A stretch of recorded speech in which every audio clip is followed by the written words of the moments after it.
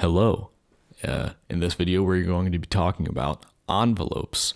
And if you're getting into music technology or getting into synthesizers or working with DAWs or music production, then you're going to need to know what envelopes are and how you can use them and what they're used for. And in your system or your synth that you're using, I'm sure you have envelopes and maybe you have parameters and you're like, oh, what the heck? What the heck do they do? What the heck is an envelope even? Well, this is the video. This is the video for you. Now, I guess let's start off by talking about what an envelope is. An envelope is a set of parameters that allows you to change a value over time. Normally, these parameters are attack, decay, sustain, and release. And you'll have a trigger for the envelope as well. And envelopes can be used to control any aspect of your sound or your signal. Normally, it's used to control the volume or the amplitude of your signal.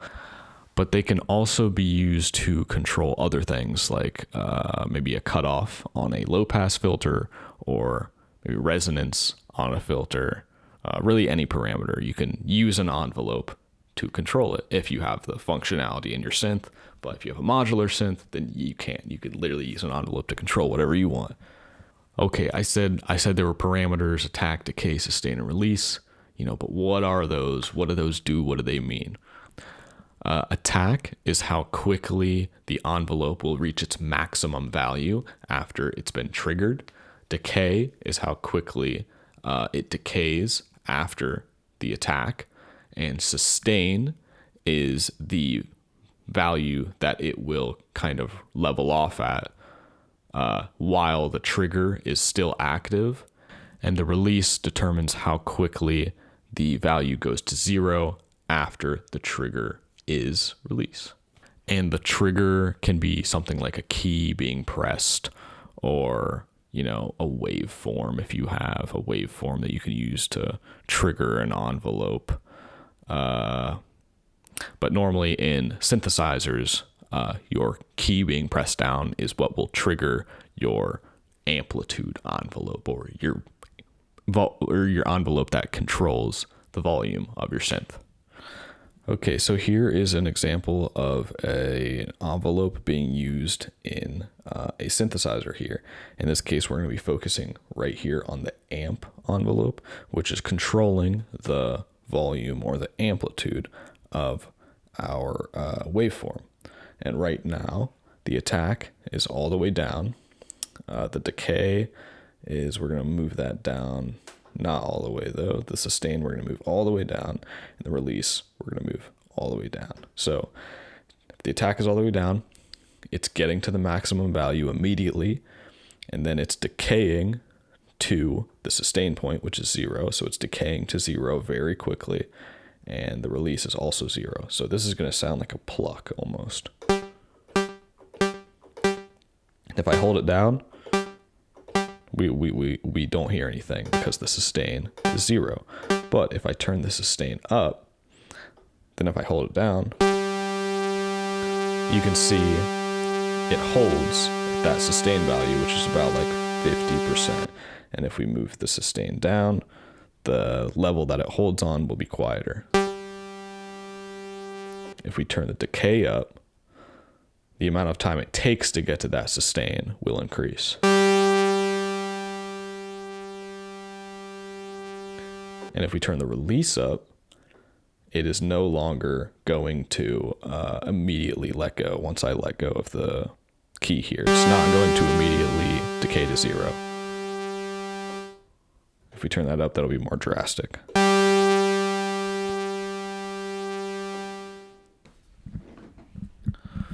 That was just a quick example of an envelope on a synthesizer that's using the envelope to control the volume of the synthesizer.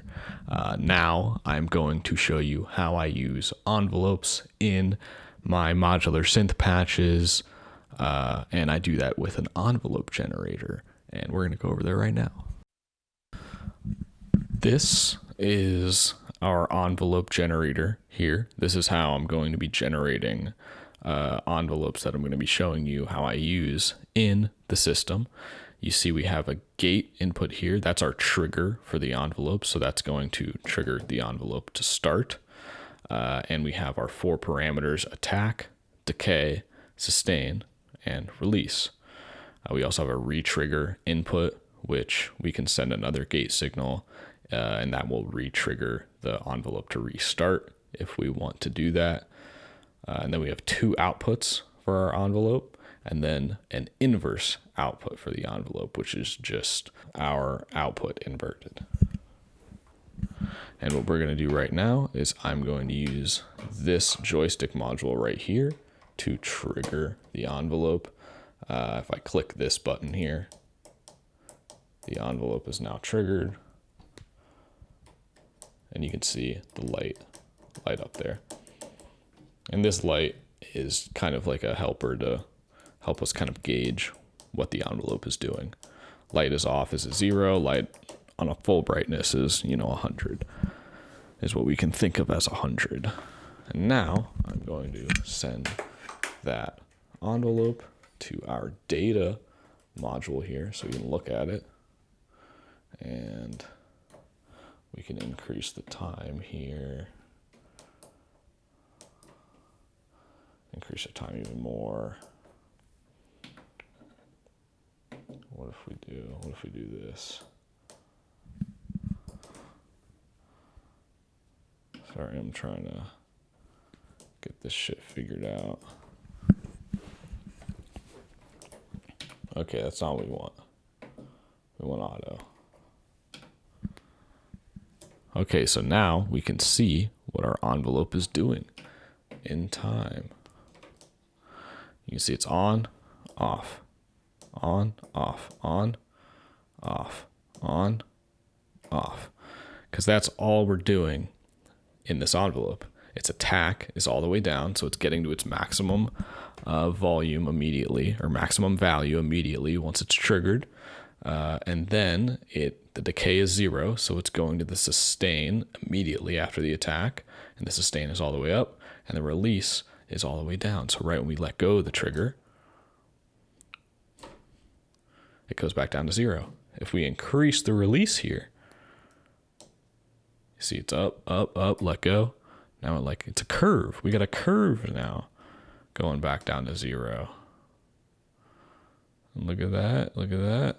Going down to 0. Now if we turn the sustain down, it goes up and then kind of gradually goes. Here we'll turn the decay up too. So it'll go up and then gradually go to the sustain before letting go and going down to the bottom. Nice. Okay, now that we can see that, I'm going to use that envelope to control the amplitude of our VCO. And then we'll have a similar setup than the one in the mini log.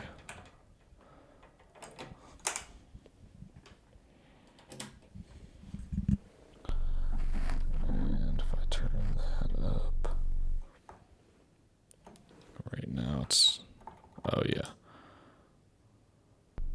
I don't have my headphones on, so I actually can't even hear that.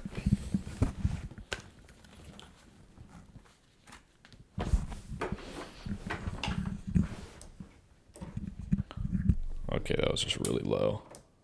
There we go.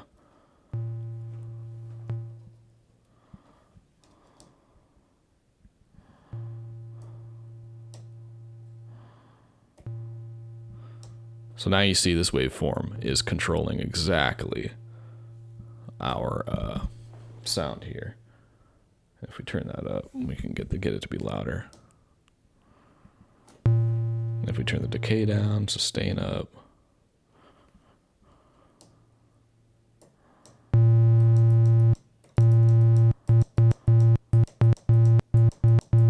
And you see we kind of got rhythm there. We got rhythm there for a second because I was pressing it in a rhythm.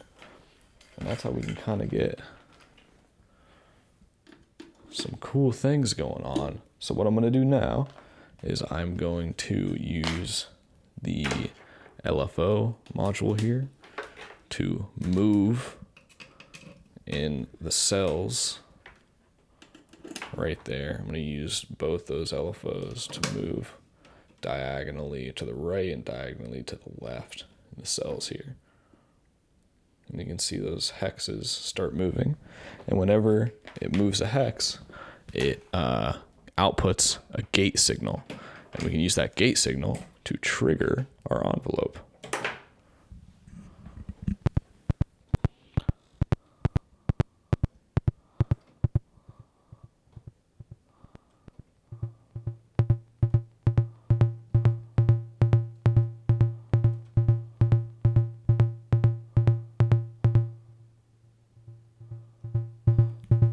We can slow it down.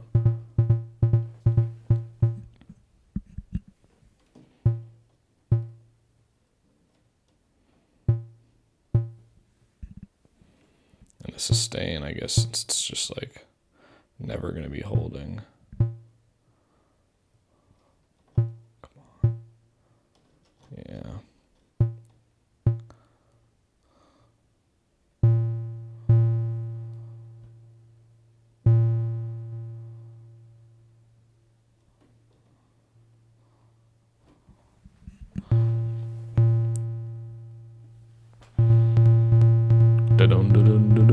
Nice. But normally what you use to trigger an envelope that is controlling the volume of your waveform is the pressing of a key. And beneath the modular synth here, I have the Arturia key step 37 that I'm using to trigger the envelope and give that oscillator pitch.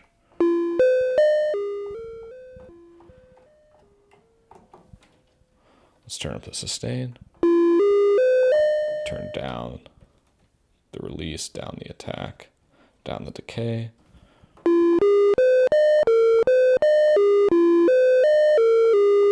Maybe turn up the release a little bit.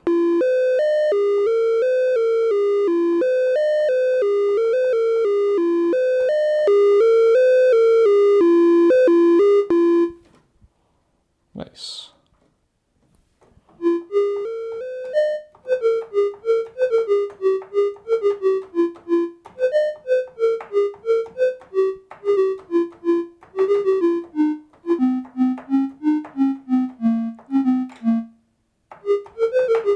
Nice. But what we can also use this envelope generator for is to control something like an effect. So I'm gonna patch my effects into the signal chain.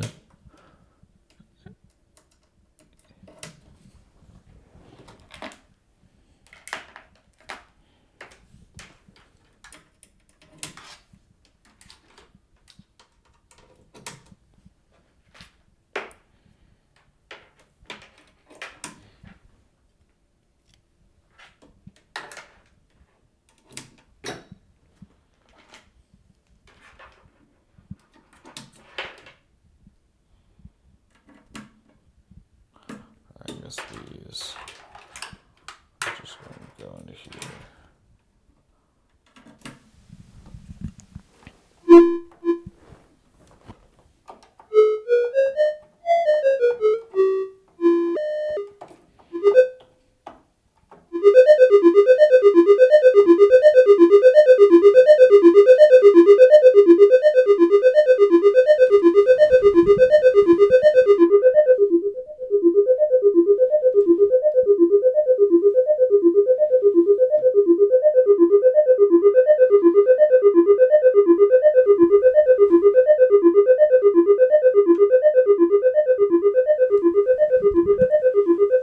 But like I said, we can use that envelope to control, let's use it to control the dry wet of our beads here.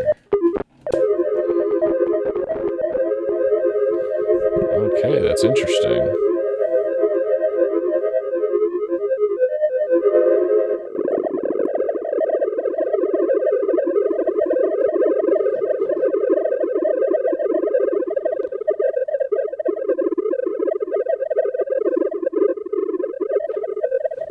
Let's make the inverted output, actually.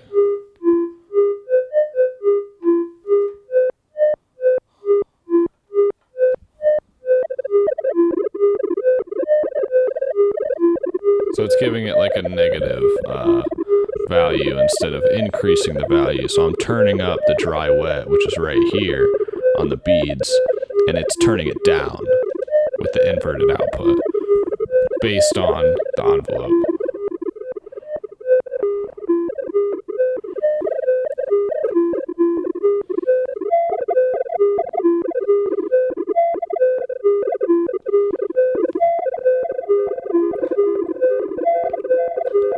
I just turned up the dry wet on a delay, which I have up there. This guy right here.